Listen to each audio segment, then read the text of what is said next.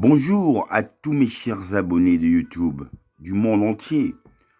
Quoi vous dire du crack là, un composé de la coke de Pablo Escobar, d'un mélange à l'ammoniac où la coke étant fabriquée avec du kérosène, du golban, tout est chimique.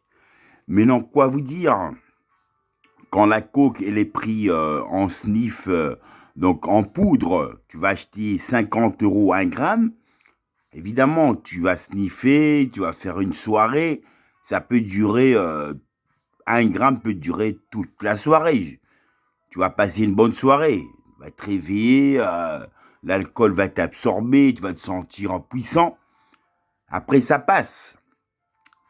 Au début, la cocaïne était réservée pour une haute élite, donc de riches, qui pouvaient se permettre d'acheter 1 gramme, 2, 3 grammes, faire la fête avec des lionnes dans une boîte, qu'importe l'endroit. Même ceux qui peuvent être des avocats, étudier des dossiers énormes où ils n'arrivent plus à dormir, la coke les éveille et travaille leur psychique.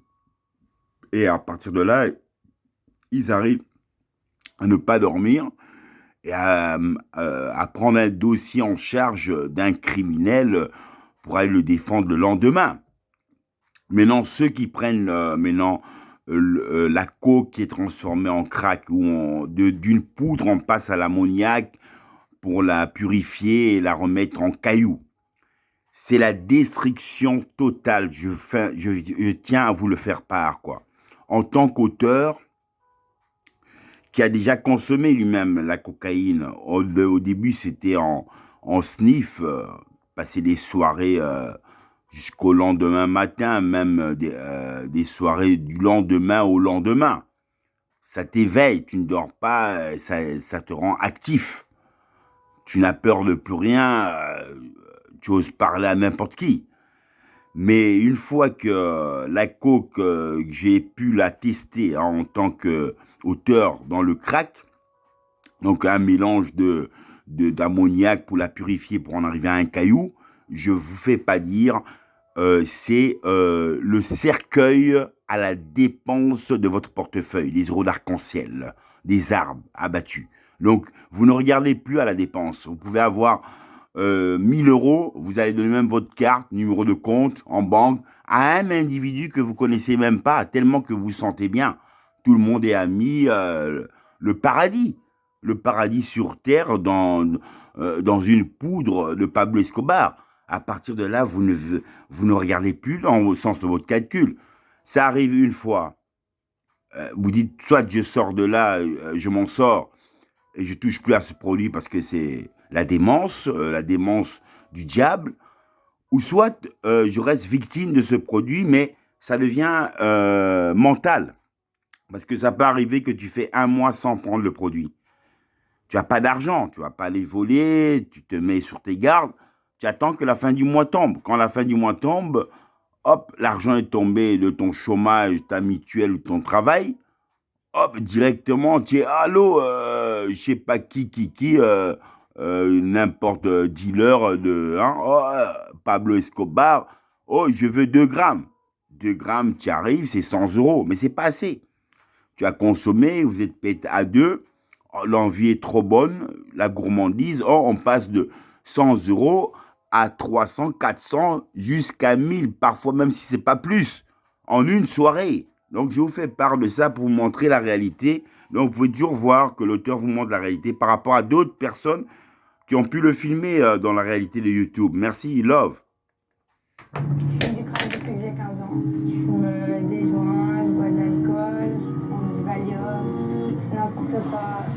Je vois mes amis en train de crever de faim ici, en train de tomber à cause d'avoir fumé du crack toute la journée. On n'a même pas de sanitaire propre. À l'entrée, c'est dégueulasse. On n'a pas d'eau potable. Où est l'aide? SOS. Ce que tu disais, il n'y a pas que du sale, c'est des gens qui souffrent. Des artistes, inconnus. Sans le savoir, du jour au lendemain, on peut tous basculer dans la misère. Les gens dans une tente, c'est comme si là, parce qu'ils ont pas de maison, ils sont les êtres humains quand même.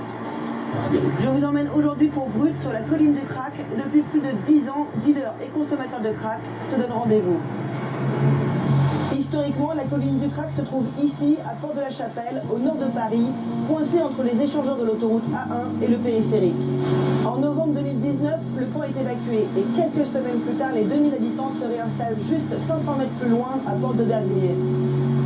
Le lieu a une réputation violente, mais j'ai voulu vous raconter les parcours et vous montrer les visages de celles et ceux qui tentent d'y survivre.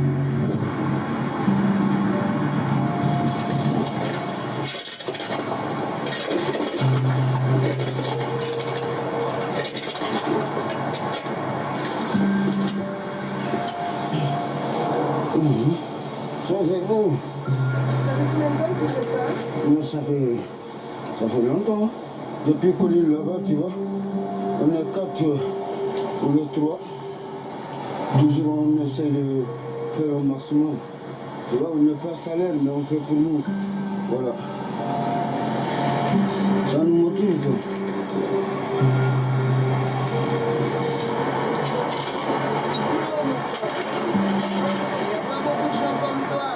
Ça, c'est une grande chose, c'est pas tout le monde qui a fait. C'est à cause des merdes. C'est que quand ils me les installent caca ici, ils pissent tous ces côtés, on dort. Les gens ils font la mort, c'est comme dit. Pour toi, tu veux te vomir. Tout là, ouais. Mes parents m'en veulent pas s'ils me voient, parce que j'aurais dit que j'avais arrêté de fumer. Donc je suis enceinte. Ça te fait quel effet? Bah, ça me fait plus grand chose. On voit. Et après, on va à l'association, s'il faut un.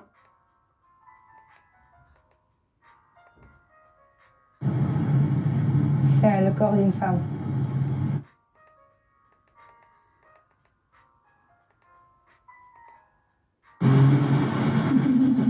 Si t'es du côté d'Aubervilliers, si t'as 50 balles, et ben.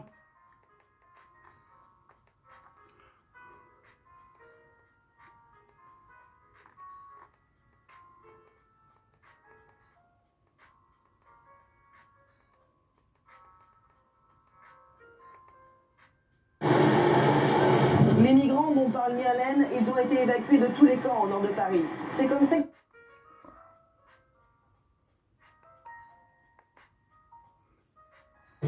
Depuis 37 ans qu'il vit dans le quartier,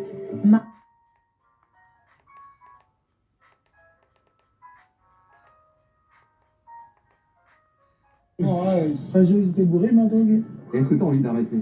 Moi j'ai arrêté pendant 2 ans. Et pourquoi tu as repris Parce que ma mère a décédé, c'est tout. Mon beau-frère s'est suicidé, je sais pas, beaucoup de problèmes.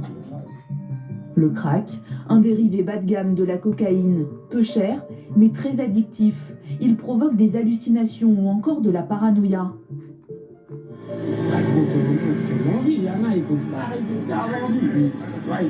Voilà, donc vous avez pu voir un peu ce témoignage par rapport à d'autres des consommateurs qui ont été victimes. Donc je vous fais part toujours de ce produit qui est aussi diabolique. C'est-à-dire que c'est mental, hein, c'est psychique. C'est pas comme l'héroïne. L'héroïne, tu vas le prendre. Après 2-3 fois, une fois que l'héroïne est dans ton sang, tu es victime. Donc c'est l'héroïne qui t'habite. Tu n'as plus le choix, il faut ta dose. Sinon, c'est la méthadone pour remplacer le calmement. Mais non, avec la coke, il n'y a pas de remplacement d'une méthadone. C'est psychique, c'est mental. Tu peux avoir consommé pendant toute la nuit même 1000 € de cailloux à voir les fumées, à t'envoler dans des nuages imaginaires. Et après, tu retombes sur la terre. Tu vois qu'il n'y a plus d'argent, tu es dans la merde. Tu reprends conscience, j'ai tué presque 1000 €. Mais après, tu te rends compte que pendant 1 mois, tu n'as rien. Donc, tu dois attendre ton chômage. Si tu travailles, tu dois attendre la fin du mois de ton travail. Si tu es dans une invalidité, tu dois attendre ton invalidité. Et après, quand la fin du mois arrive, ça revient. C'est psychique. Pourtant, tu n'as aucun malheur. La personne qui a dit, il a eu un malheur. de sa famille. C'est ça qui l'a poussé à prendre pour se soulager de ce malheur. Mais tout le monde ne va pas avoir un malheur. Ils vont prendre, après un mois, il n'y a plus rien, parce que l'argent n'est plus là. Donc, pendant un mois, tu subis. Tu subis, il faut gratter 1 euro, il faut aller peut-être prendre la survie alimentaire avec 1 euro, tu n'as plus rien pour même t'apprivoiser pour donner l'agréable de ta fin du mois. Ça devient dur, et quand la fin du mois arrive, boum, hop, le mental revient, il me faut un caillou. Pourtant, tu as bien subi pendant un mois, donc tu peux tenir.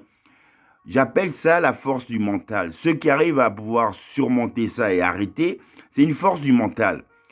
Quand je fais part de ça, on dirait le rêve devient plus fort que l'envie. Ça vient surtout, l'envie des prostituées à 50 € pour 15 minutes de mettre ton cornichon dans un jardin de fleurs, Gare du Nord, Bruxelles. L'envie d'aller au casino, de jouer, j'ai gagné, mais j'ai perdu, je veux rejouer. L'envie d'aller boire des bières, mais bon, si tu bois des bières, c'est moins notif, tu es moins victime que ça. C'est peut-être une bière va te coûter 50 centimes, donc tu seras plus, c'est plus agréable que tu te retrouves dans la bière que dans le caillou. Mais non, dans ces envies, quand tu veux les surmonter, c'est la force du mental. Tu dois guider ton mental en disant, mais tiens, qu'est-ce qui est bon pour moi? Allez, ça c'est pas bon, je vais dépenser, non, c'est pas bon. Donc tu parles à quelqu'un. Cette personne à qui tu parles, c'est pas une personne humaine, ça peut être une personne invisible, ça, comme on l'appelle Dieu. On peut l'appeler de n'importe quelle manière. Mais non, ton subconscient qui parle avec toi-même, tu arrives à te raisonner et à te dire non, stop, je peux pas faire ça, c'est pas bon, je vais sombrer. Mais non, si moi, en tant que victime de ce produit bien avant, où j'ai laissé tomber, parce que je suis passé tout simplement dans un produit, tout simplement, dont je vais vous faire part, ben,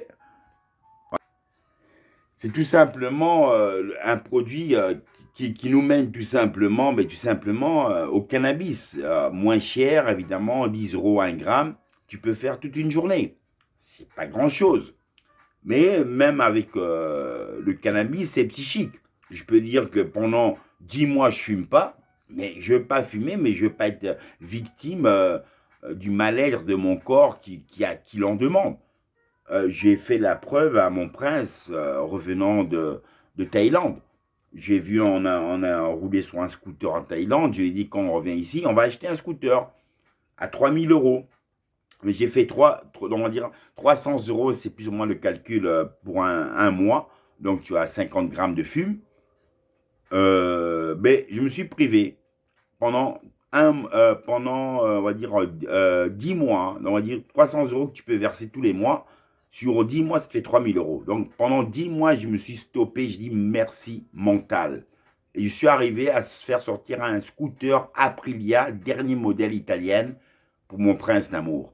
Je lui ai offert ça, il avait que 14 ans. Non, pas 14 ans. 14 ans, c'est quand on est parti en Thaïlande. Quand on est revenu, j'ai attendu 2 ans. Donc, à 16 ans, je lui ai offert ça. C'est un scooter de 50 cc. Normalement, il pouvait que rouler quand il a 18 ans, même. Paix à son âme, la chance a toujours tourné. Il ne s'est jamais fait attraper. Donc, il a roulé sans permis, mais il avait l'assurance. Et voilà, donc, ce bonheur, quand je dis ça, on est capable de réaliser ça. Il est normal que les étudiants universitaires que je vais rencontrer à l'ULB, l'Université libre de Bruxelles, vont fumer parfois. Ils vont me dire, non, j'achète pour 25 €. Pas 25 €, 25 grammes. 25 grammes, il va miser peut-être s'il a des contacts, 150 €. Il a ses 25 grammes pour un mois. Un mois. Mais il arrive à gérer. Il étudie. Évidemment, il doit prendre la mémoire. Le savoir est une mémoire. Et après, il a envie de se détendre. Parce qu'il a pris trop de conscience, de toute cette conscience qu'il doit étudier pour passer un diplôme. Ça peut être avocat ou médecin, n'importe quoi. Mais après, quand il fume, ça le détend, ça l'apaise. Donc, 25 grammes sur un mois à 150 €, c'est raisonnable. Vous n'avez pas comparé ça avec la cocaïne ou le crack, comme je vous ai montré. Tu en prends un, c'est pas assez. 50 €, c'est pas assez. Tu passes de 200, 300 à 1000. Donc ça, il y a moyen de stopper. Quand je vous fais part de ça, c'est de manière, quand je vous montre ce genre de réalité, c'est une réalité qu'on dit, le caillou de Pablo Escobar est comme une petite pute. Une pute qui vient et dit, ah, un mois, si tu m'aimes en tant que pute, alors je t'aimerai. Donc, dépense ton portefeuille, ouvre ton portefeuille, et alors crache, juste quand tu n'es plus rien. Et ça peut durer, ça peut faire un mois, tu as fait ça. Lendemain, le mois prochain, hop, ça revient dans la tête. Tu refais encore la même chose, mais tu n'as pas payé ton loyer un mois. 2 mois, tu n'as pas payé ton loyer, ça fait 2 mois. Donc 2 mois d'avertissement. Tu n'arrives pas à surmonter, à payer les 2 mois de retard. Le propriétaire te fout à la porte et il te retrouve dans la rue. Comme je dis, il faut toujours être prudent et savoir que l'envie, comme on dit, le rêve est plus fort que l'envie. Parce que si j'ai un rêve et que j'ai envie d'aboutir à ce rêve et que l'envie devient plus fort que mon rêve, ça veut dire que je vais dépenser tout mon argent parce que je n'arriverai pas à aboutir à ce rêve. Donc, je vous merci à vous de m'avoir écouté avec Peace and Love, avec Bob Marley. Love. Thank you, love.